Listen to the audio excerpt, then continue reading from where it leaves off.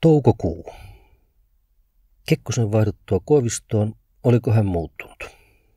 Ja kun tulisi Manun aika, osaisiko hän vetäytyä lepoon arvokkaammin? Kuten Stolberg, presidentin olisi valittava oikea hetki.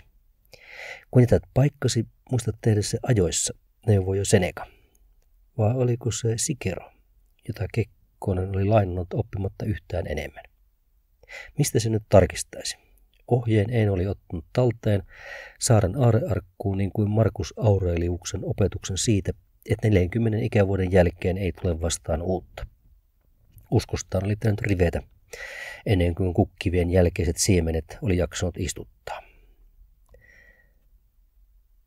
Seneca kirjoitti, älä antaudu ahneuden äläkä ylpeyden houkutuksille jatkaa työtäsi, kun et enää ole sovelias siihen, vaan vetäydy syrjään silloin, kun sinulla vielä on voimia tallella.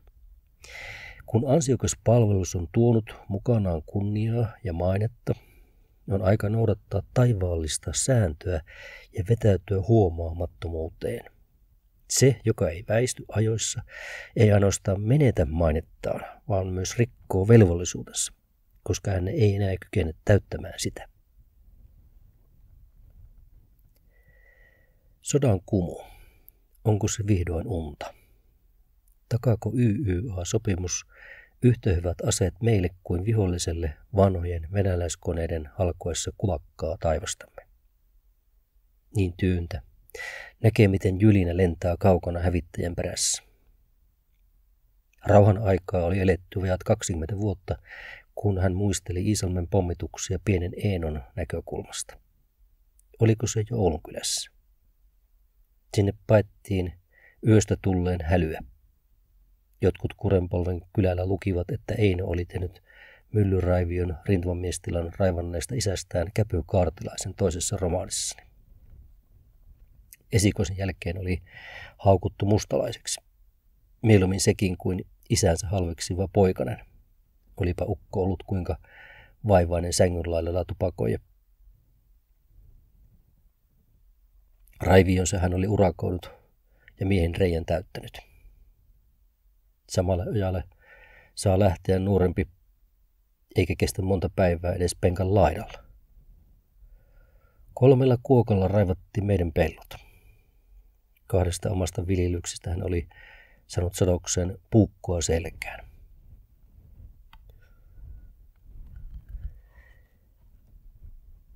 Yöstä tulleessa hän oli kirjoittanut, ikkunan helinä jäi korviin koko päiväksi. Kun pysähtyi, palasivat mieleen siivet.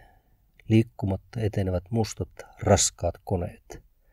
Äänet jäivät soimaan kuin rikkoutuneet sävelet. Iltapäivällä alkoi kantautua huhuja kaupungista pommituksen tuhoista. Varmoja tietoja tuli vasta tiistain lehdessä. Espoon käpykaartilainen Einosta tuli saunan takia.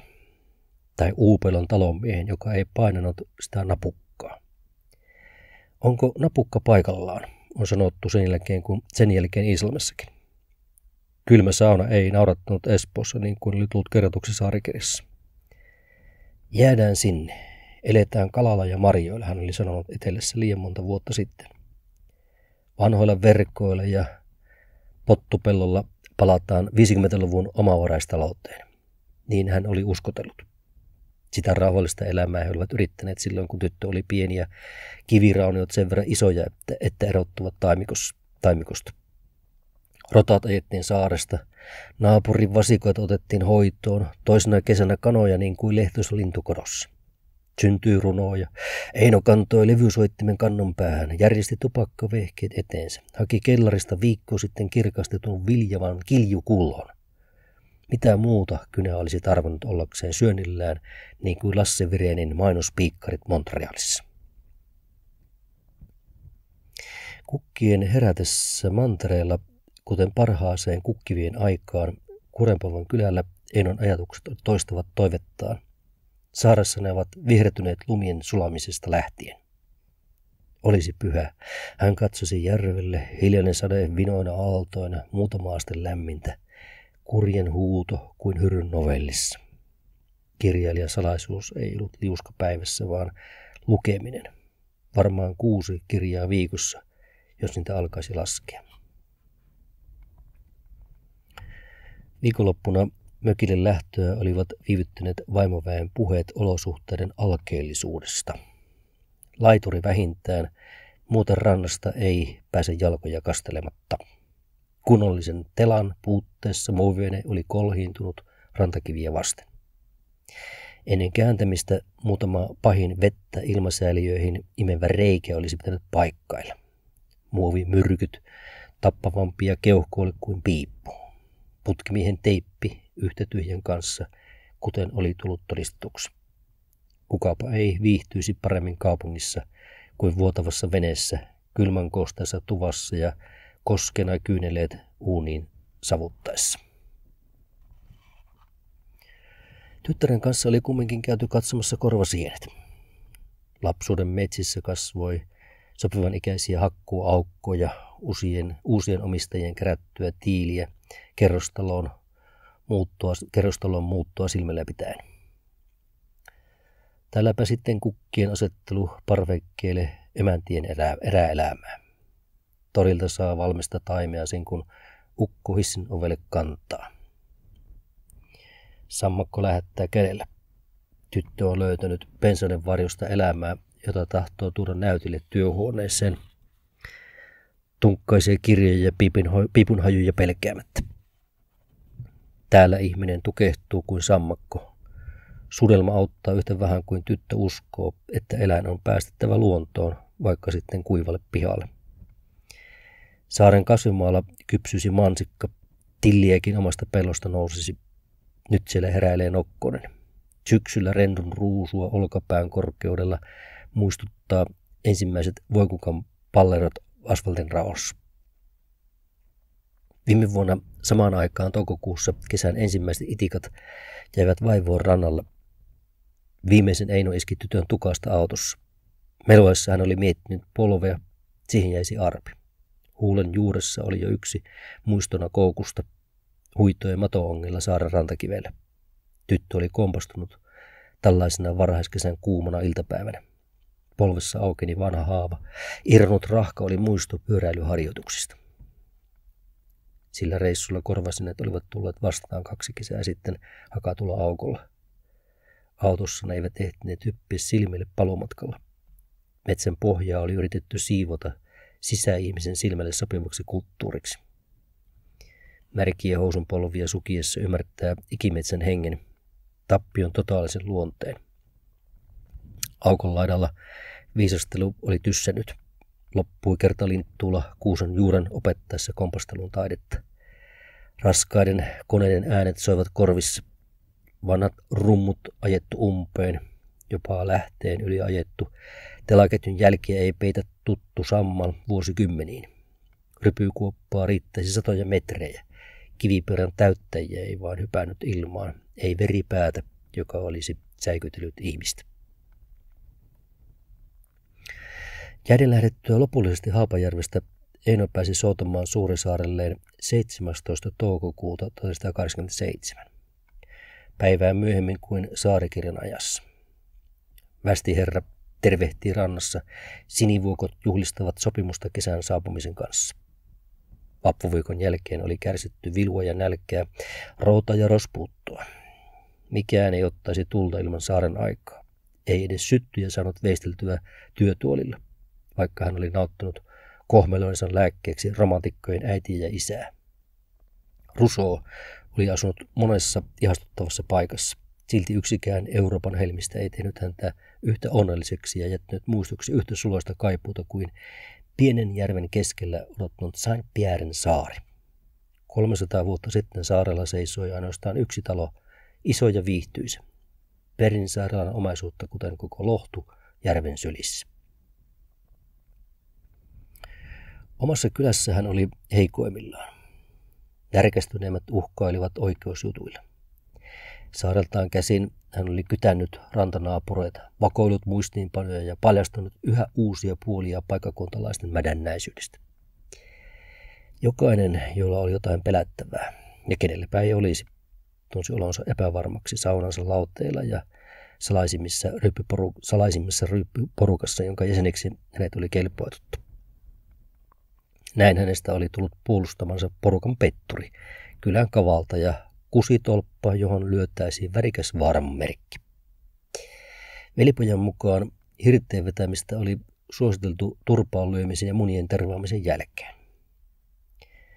Jospa Wikstenin valitsemista essistä löytyisi kanttia lähestyä kotiseudun sijasta maan henkistä eliittiä sijoittuakseen oikean siipeen tai vasempaan ryhmittymään. Näkisikö sitten, miten kyläkirjailijan romantiikka toimii jälkitaistolaisten realistien seuroissa? Romaanihenkilön kuoleman jälkeen nämä kaiken hyvän puolesta puhujat puristelivat pulkkista hengiltä. Paasilinan näytettyä toisen luontonsa Ernon jurutuksista saattaisi jutella Matin kanssa uudemman kerran, mikäli sellainen retki Lapinlahden torpalle järjestyisi. Tai satuttaisiin vastakkain Iisalmessa samoissa merkeissä kuin heinäkuussa 1980. Aikaan saadessaan oli kirjoittanut: tänne jäi porvarillinen työ ja hälinä. Muutimme Oulun kylän rauhaan pieneen vuokramökkiin. En ikinä lakkaa ylistämästä elämää siellä, sitä huojennuksen tunnetta, joka kumpusi tuntemuksesta. Näin olen tahtonut, nyt toteutan toivettani. Oli vain välttämättömät huonekalut ja kirjat ja säästöä 10 000 markkaa ja täydellinen usko tulevaisuuteen. Keittiöstä kuuluu tippoon veden ääntä. Soitetaan kapakkaan. Mitä nyt pitäisi tehdä? Kello on valomerkkiä vaille. Onneksi tarjoilija ehtii tuoda lisää ja portsarin kautta löytyy putkimies, joka lupaa käydä katsomassa. Humalaisen tuuria ja äitienpäivälahja armaalle. Taloyhtiön talonmiehelle hän ei soittele. Napukkamies, joka ei osaa painaa kiukaan napukkaa, tuskin ymmärtää putkien päälle. Otettava oli ilman välilaskuja. Kerran kun pupin pääsee, niin nakkikiosin kautta kotiin. Pohjoiseen pääsyä odotellessa illat Espoossa olivat venyneet viskivaiheeseen. Risti oli ilmestynyt kalenterin ylälaittaan pelottavan monen päivän kohdalla. Tällaiseenko oli ajauduttu? Näinkö elämä järjesti itsensä? Minä, hän, Eino, sinä, joka opettajan opinnoistasi huolimatta et koskaan tuntenut halua oikean ammatin hankkimiseen. Eikä kihlajaisia, sormuksia, ei ainakaan omaa osaketta, ei mitään, mitä muut pitävät välttämättömänä. Eikö siinä ole jotain kannatettavaa, että kaikki paikat eivät ole kunnossa? Lato vinossa, uudin halkeamat, oven kulunut kahva, kultainen muisto ja muistutus äidin kädestä. Kurainen auto kertoo, kuinka sekin, mikä kiiltää, kuolee. Nauti siis siitä leivästä, jota saat murtaa yksin tai toisten kanssa niin vähän aikaa. Usko hyvälle. Vain vapaus toteuttaa itseään ja lupaus, että ei estä toisen kasvamista omanlaisekseen ihmisiksi. Ja nyt oma osake Espoossa, kerrostalo hukutti ja kolisi kuin kaljakori, juuri niin kuin hän oli kuvitellut käyvän niille, jotka omaisuutta haalivat ja kaatuvat siihen uskoon vapautensa menettämisen hinnalla. Espoon toisesta äitienpäivästä muistona kakku, jonka hän unohti pakastimeen. Kummankaan hammas ei pystynyt. Silloin naurettiin, oltiin sen verran nuoria, lapsellisia ja lapsettomia. Silloin ei hymyilyttänyt, kun Oulun kylän vuokramökin seinästä syksyi vettä. Kovaan pakkasen lauduttua putki oli haljennut vessassa, eikä kumpikaan tiennyt mitä tehdä. Äitienpäivää edeltävänä viikonloppuna oli käyty katsomassa venettä merenrannalla. Kumpikaan ei toivonut muuta kuin jäiden lähtöä, paitsi että veneen laitaan olisi laitettava vahviketta siihen hankamen kohdalla. Viime kesänä ruvit olivat pitäneet huonosti edestakaisin retulevan laidan kanssa. Tervan tuoksu puuttui meren kevätrantaan tullessa. Kauempaa katsoen muovipaatit olivat näyttäneet veneiltä. Jospa velipoika olisi korjannut perämoottorin, perähtäisi käyntiin 3. vetäisyllä. Desiöljyä ja 5 litraa bensaa saattoi olla liian vahva seos viime syksynä. Kaasua säätäessään hän oli onnistunut ajamaan järven tunnetuimmalle karille. Seoksen vahvuutta säätäisi vasta pitemmällä matkalla, mikäli kesän mittaan sellainen sattuisi vastaan, ja mikä ettei. Kävisi vaikka runnilla yhdellä. viimeisen kesän valmistumisen kunniaksi.